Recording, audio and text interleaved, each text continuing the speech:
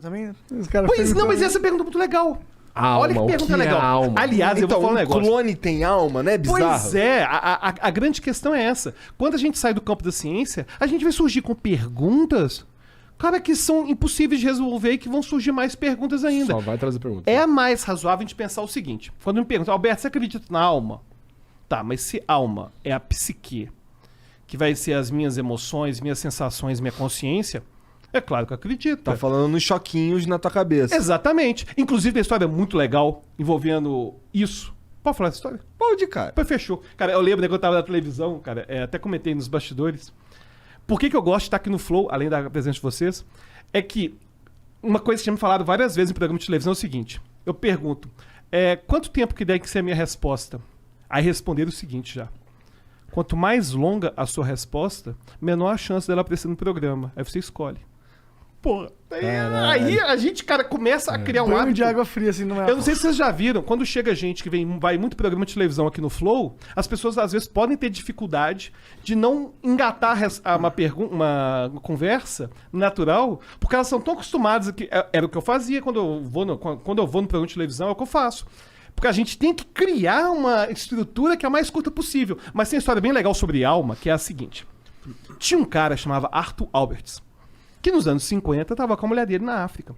E ele era apaixonado pela música africana. Qual é essa história? Pra surpreender, você não sabe o que vai acontecer na história.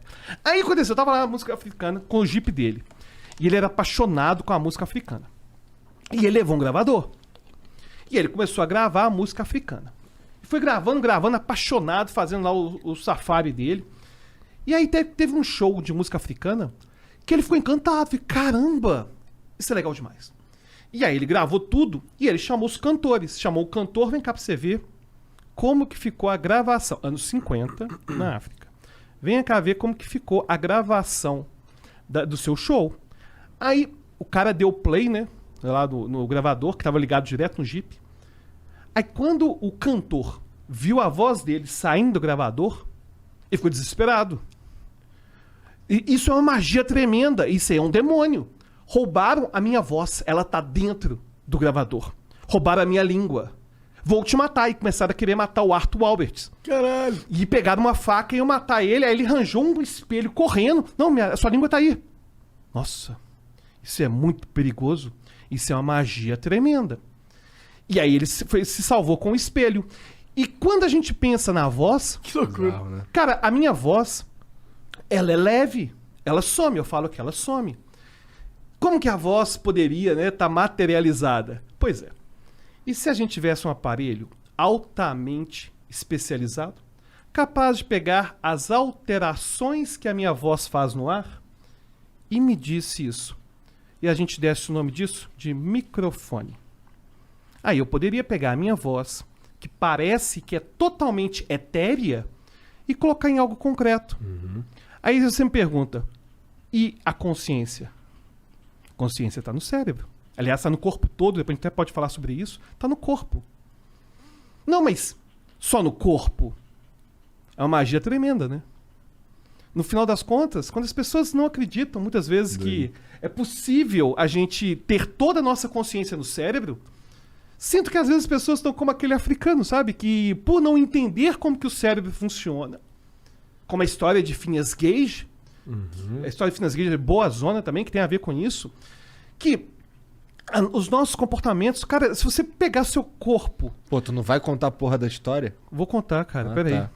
Aqui não, eu posso falar infinito, né? Pode. Demorou. Muito bom. Se você Puta, pegar, que por bom, exemplo, cara, se você for lá fazer sua barba e cortar levemente o seu dedo, cara, ou sua cara, passou um dia, não deu nada. Mas a gente faz esse mesmo dano no seu cérebro, você nunca mais vai ser o mesmo. Como o Phineas Gage. O que aconteceu com o Phineas Gage, cara? E é uma das histórias mais legais da neuropsicologia. O cara tava lá trabalhando. Malaco tava lá trabalhando. Pá, mexendo numa trilha.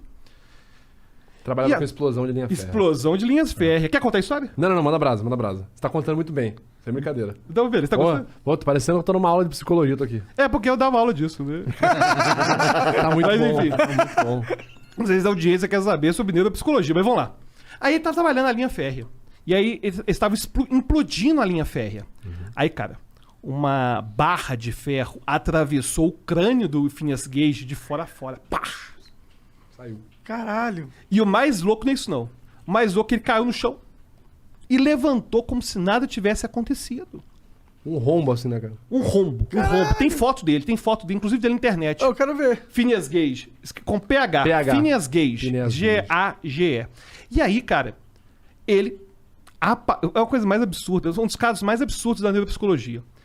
E ele não teve tantos problemas. Esse é o Phineas Gage. Aí, ó, tá vendo? Ele teve o crânio atravessado. E quando você olha o crânio, ele mostra onde que atravessou a lâmina.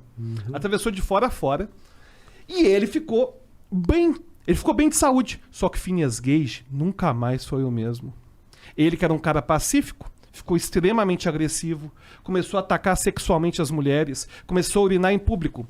Porque Caralho. a barra passou justamente no córtex pré-frontal, que é a região nossa que tem a ver com o nosso pensamento mais complexo e com o autocontrole. Tem a ver com o controle da impulsividade, controle da agressividade, que é aquilo que o álcool, que é uma droga tão perigosa, a gente tá até brincando com álcool aqui, e é claro que beber álcool sem ter abuso, depois a gente pode falar de abuso para falar de maconha de uma forma mais séria, mas o ponto é o seguinte, o álcool, a pessoa fica violenta porque o álcool faz no cérebro aquilo que... Não desse jeito, né? Mas aquilo que a barra do Phineas Gage fez. E o ponto é o seguinte, quando o nosso cérebro sofre danos, a nossa personalidade muda por completo. A gente nunca mais é o mesmo, entendeu? É uma deformidade orgânica. Ele perdeu... A mulher dele se afastou dele, junto com a filha, porque um dia o cara tava com comportamento suspeito pra cima da filha.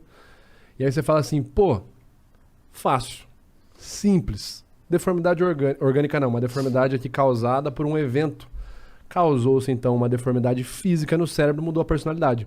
Então quer dizer... Vitor e Alberto, que sempre que alguém tiver alguma deformidade orgânica, alguma alteração em uma forma do cérebro, vai ter alteração na personalidade? Não sempre. Então quer dizer que a pessoa que não tem deformidade nenhuma no cérebro, não sofreu esse ataque, esse atentado, ela não vai ter uma personalidade antissocial? Não sempre também. Você tem, por exemplo, psicopatas, né, que o pessoal fala, né? Você tem registros aí de criminosos ditos como portadores do transtorno de personalidade antissocial, que tem realmente amígdalas, né, regiões cerebrais maiores do que o comum, até 17% maiores, segundo ali um documentário da Discovery Channel chamado Brain. Mas você tem psicopatas que têm o cérebro igual o meu e o seu, normal. E aí? Entendeu como o cérebro é... Fudeu, não tem uma receita. Mas tem um caso interessante, que os danos no córtex pré-frontal, eles costumam levar à impulsividade. Tem um caso bem interessante.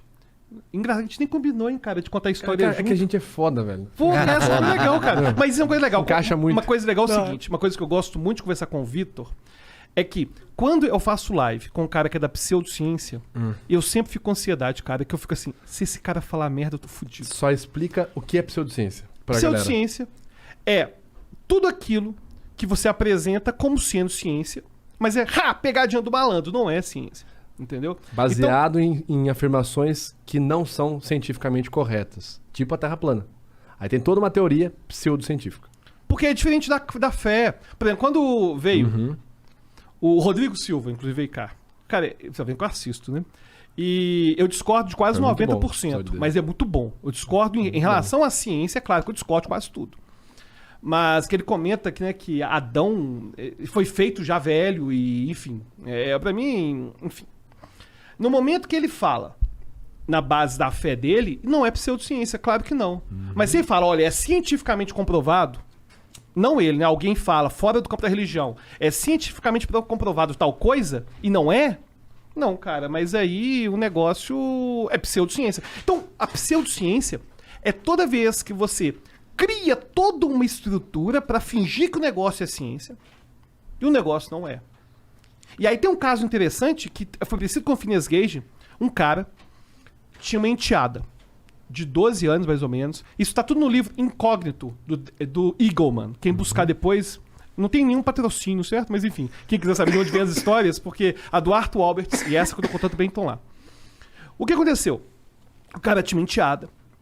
E ele começou a ter desejo pela enteada. Ele nunca teve esse tipo de problema. E aí um dia ele quase abusou da enteada. Foi preso. Só que na prisão ele desmaiou. foi levado para o hospital. Ele estava com o tumor na mesma região do Phineas Gage, que foi atravessada. Um tumor do tamanho de uma laranja. Caralho. Aí fez a operação e os desejos dele sumiram. Cara, e aí um depois... tumor do tamanho de uma laranja, tipo, todo Imagina. o córtex pré-frontal, né? Destruído. E o pior foi o seguinte, é que Não tinha nada. depois ele... Depois, quando ele começou a voltar a ter esses desejos, ele falou assim: tem uma voz falando aqui dentro, mas não sou eu, né? Tem até músicas que falam sobre isso.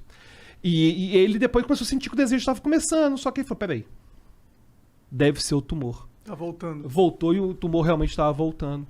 Agora, o fato é que aquilo que o Vitor falou, por mais que a gente tenha várias evidências, pode surgir um cara que, aleatoriamente,